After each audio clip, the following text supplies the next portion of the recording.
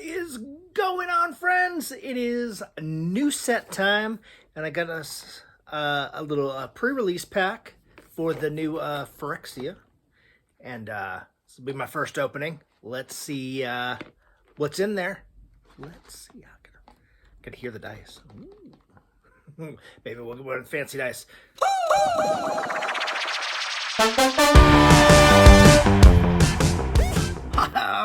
I am excited to open some of this. This stuff looks good. How do I open? Oh, with the pull tab. Boom. That's right, and we get little fancy little pop-out things that are basically useless. And a cool little box. Oh, and all the little Phyrexia thingamabobbers all around, and that'll go just right in the trash because it's just more stuff I don't need. And a Phyrexian dice. What do we get? Oh, big 3. I don't know what that means. Put the dice over here. Boom.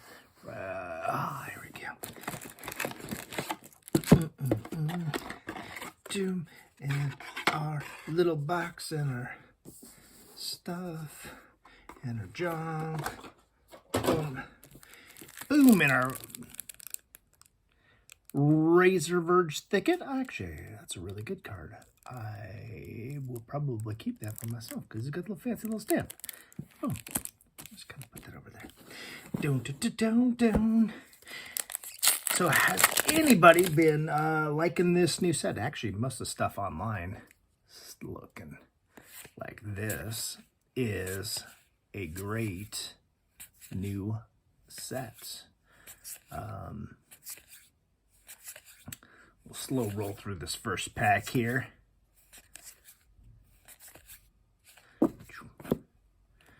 Archfiend of the Dross. Boom. Oh, and a cool full art land and a poison counter. Boom.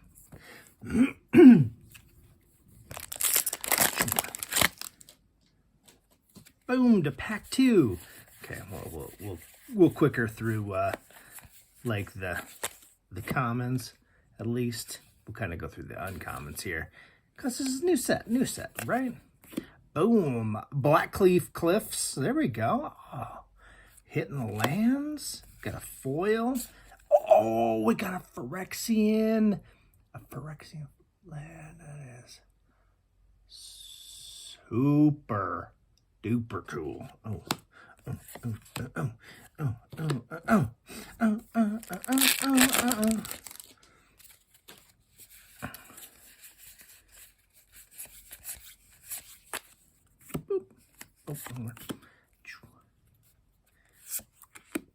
Boom, a Bladed Ambassador. I think that's one of the alternate arts.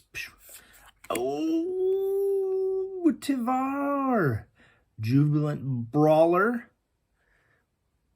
Very, very cool. Full art. Boom.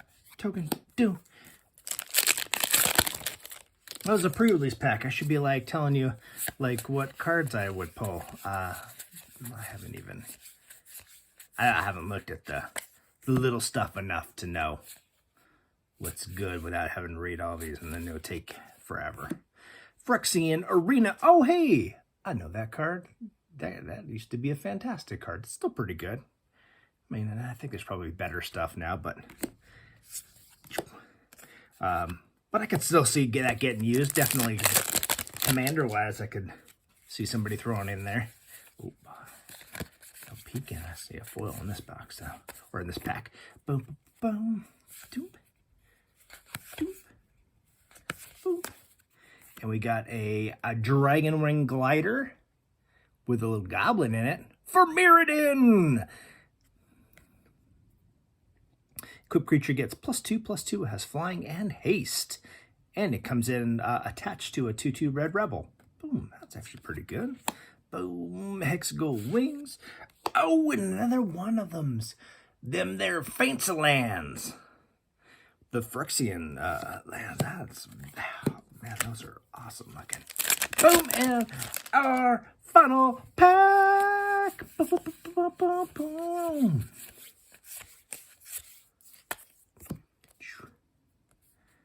Nahiri Sacrifice. Doom. Tamio's Longbook. Jawbone Duelist. Boom. And a Kithic Crucible Goliath. Boom. Force. Boom. And a jump card. Boom. I think our lands are probably going to be our best thing. I'm not really sure. Oh, the Tavar. That is my favorite looking thing. But yeah, I think we did pretty well. Not sure what we would pick if we were. I would have rare drafted because that's what I usually do. I'm not sure what I would have picked pre-release wise. You tell me. I went through it so fast. You probably didn't see all the comments. So that'll make it more difficult for you. We'll end with this guy up here. Just being awesome. Well, thanks for watching, and we got a Phyrexia box coming up next. So keep your eye out. Thanks. Bye. So let's do something a little different. I don't think I've done this before, but since we just opened this and this is a pre-release pack, I figured, hey, why don't we build something? So I kind of went through and I kind of like the blue-white best. So we start off with, we've got our, our bladed 3/1. These are our 2-drops, all white. We've got a Jawbone double strike with Toxic. We've got 2 of the Mandible. They're 2/1 lifelinks. So that's 4. Then for our 2-drops, we've got 2 fencing raptors, flying Toxic. I think that's super strong. We got a flash guy, and then this wasn't really a creature, but it is kind of gives you 2/1/1 Phyrexia and Meyer. There's a lot of like artifact interaction, so I figured that would probably give you some creatures plus some artifacts. We got a mirror 3-drop. I just kind of like because it's on your 3rd turn. You got any color. We got our 4-drop. This one's flying also, and power equal to the number of artifacts you control. So if you got some of you're dropping some of the extras, the mirrors, the extra stuff. We got a few artifacts in here, not a ton, not as much as I'd like, but hey, get a little bit. And then our big bombs. We've got a flying. It creates colorless Phyrexian mites. Oh, there we go. Flying. Enters battlefield. Draw a card. Yeah, you always want to draw cards. And then our 5-drop, our biggest card is 4/4. When it dies, you draw cards equal to the number of oil counters on it, and gets an oil counter when it comes in. But I'm not sure if we got anything else that adds oil counters, but I thought that was pretty good. For our control, because we're blue, we always control. We got 3 counter spells basically. I thought that was super strong. That might almost be too much. We've got a return target card. We've got an enchant, and then it's stuck, can't do anything. A freeze card. So this is like our control. We've got a look at the top 3 cards of your library, put one of them into your hand, rest of the bottom. So your card draw. This is more card draw.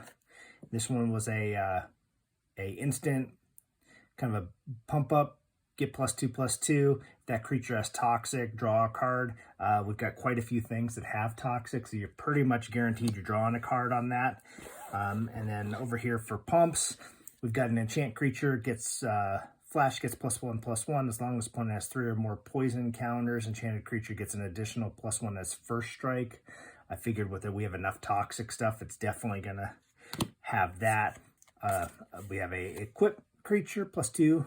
Whenever a creature attacks, create a 1/1 colorless Phyrexian Might artifact that's making more artifacts with toxic. This is more toxic creatures. And then, yeah, just a cheap artifact, because we have a number of things. We could sacrifice it to draw a card, or we could sacrifice it to get a +2, gain, give a creature +2 and gain flying till the end of the turn, draw a card. So I figured, you know, just a little, like an emergency. It's like a sit out there and help our artifact things. But I figured that's probably going to be the strongest deck that we're going to be able to make out of what we had.